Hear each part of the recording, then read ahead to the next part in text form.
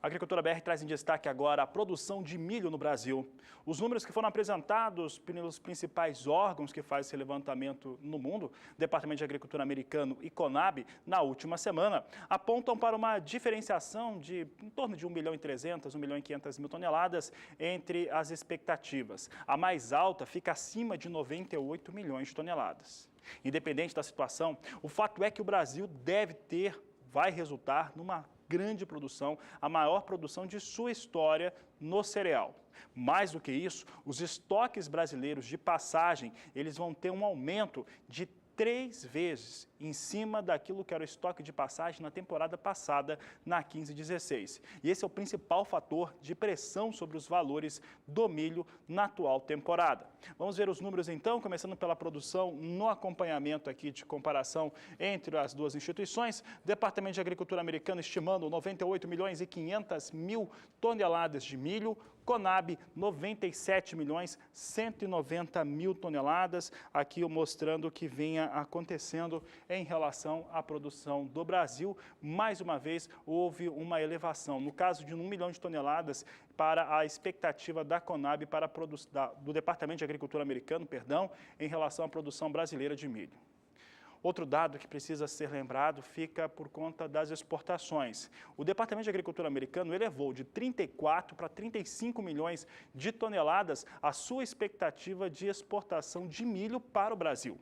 É um número que ganha mais um pouco. No caso da Conab, ele fica abaixo, apesar das altas que a Conab trouxe nos últimos meses, em 28 milhões de toneladas, a estimativa agora, ainda assim é um número que fica bem abaixo daquilo que é estimado pelo departamento, 8 milhões de toneladas abaixo. Veja só conosco aqui os dados que nós temos de comparação, eles são distantes, 7 milhões de toneladas, a diferença entre uma instituição e outra. Departamento de Agricultura americano com 35 milhões de toneladas estimadas para a exportação brasileira. Esses números são importantes porque eles podem trazer algum equilíbrio para o setor, principalmente com uma produção muito extensa como essa e uma expectativa de consumo interno que não se alterou muito, é que ela permanece muito parecida com dos anos anteriores. Em relação à Conab, 28 milhões de toneladas é a expectativa que se tem do cereal.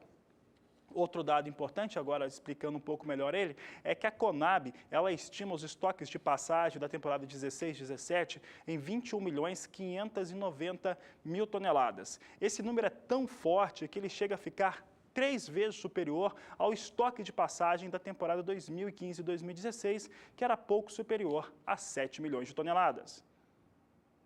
A passagem de uma frente fria pelo litoral do Brasil e um corredor de umidade da Amazônia provocaram chuvas na região centro-oeste do país nos últimos dias, algo que não é tão comum para essa época do ano.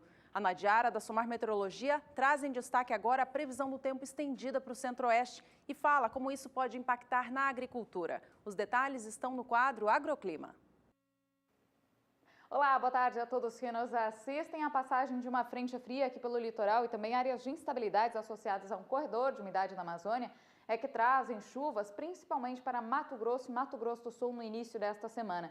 Em Mato Grosso, hoje já tivemos alguns episódios de chuva. Essa chuva é até atípica para a época do ano e ela ajuda na recuperação da umidade no solo, principalmente na diminuição do risco de queimadas, mas também pode impactar nas atividades no campo, em especial a colheita do algodão que está entrando na fase final. Isso porque o aumento de umidade pode prejudicar a qualidade da pluma. O nível de umidade no solo é muito baixo em grande parte do centro-oeste, principalmente em Mato Grosso e também no estado de Goiás. Em Mato Grosso do Sul, o solo está um pouco mais encharcado apenas no sul do estado, onde choveu nos últimos períodos. No decorrer desses próximos 5 dias, tem previsão de chuva generalizada e volumosa em Mato Grosso do Sul. Deve chover pelo menos 30 milímetros e essa chuva ajuda a garantir a recuperação da umidade no solo. Em Mato Grosso, chove mais aqui no sudoeste do estado. É uma chuva que não vem com volume tão expressivo, mas também pode ultrapassar a média climatológica agora do mês de agosto. No decorrer da próxima semana, a chuva continua mais abrangente aqui sobre o estado de Mato Grosso do Sul. É uma chuva que diminui de volume, deve chover em torno de 15 milímetros em 5 dias e a chuva chega até o sul de Goiás, sul e oeste mato-grossense, de forma um pouco mais isolada. No terceiro período, finalzinho agora do mês de agosto, o tempo seco volta a ganhar força e o mês de setembro deve iniciar com um tempo mais aberto sobre o centro-oeste do Brasil.